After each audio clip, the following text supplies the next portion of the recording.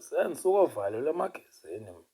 Zange nditye kwaloo treatment yabo mna, ndade ndayophuma kwakuloo mageza ango. Ndawashiya phaa amageza atya itreatment phaa ngaphakathi. Andixoki le ndithethayo.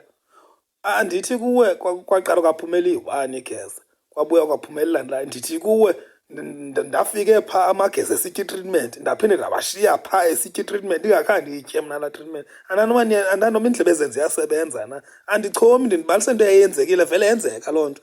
Ndangena mos emagazini, inona ndiseneveki ndingasalali ndiphakuphaku nje kwam. Andilali ebusuku, andilali emini ndifresh.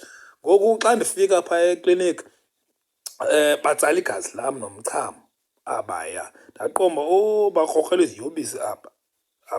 Bazothesta inoba yitsufu lizothestwa cause akalali ebusuku akalali emini, babatheste. Emveni koko ndayovalelwa emagazini.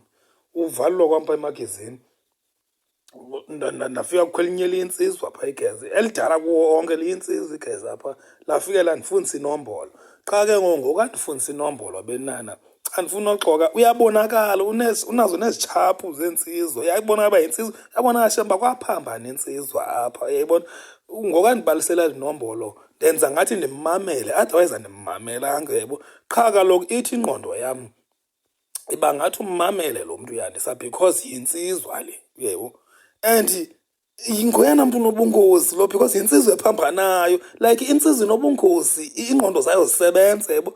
Like angakusongela apha kule kamere lo mntu elela, amanye amageza angakubulalela apha. So mayibe ngathi ndimmamele ezi nombolo azithethayo. Ngoku azithetha ezi nombolo zakhe ndithi ngaphakathi mna uyaphambana lo. Qha kaloku ndonqena ufela apha, ndizawukwenza ngathi ndimmamele, uyayibo. Ngamnani kufika unesi ke ngoku, ufika unesi angqala amageza etreatment. Athi phoso izothatha treatment. Ndithi hayi kaloku mem sisalinde ii-results ezi bekuthiwa kuthathwa amagazi neentondoni. Ndawutya itreatment kusobuya ii-results.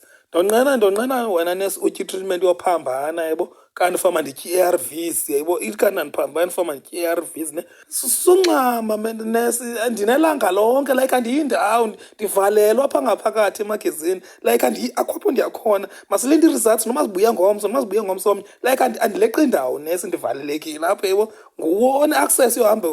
Utheni upenikha ukogqitha mna nesi? Like masilinde eza results, awunopenikha ukogqitha mna. Wena uyakwazi uphuma ugoduke uphinde, mna ndivalelekile, andileqi indawo. Ubuya kweza results ndizoyitya itreatment yakho.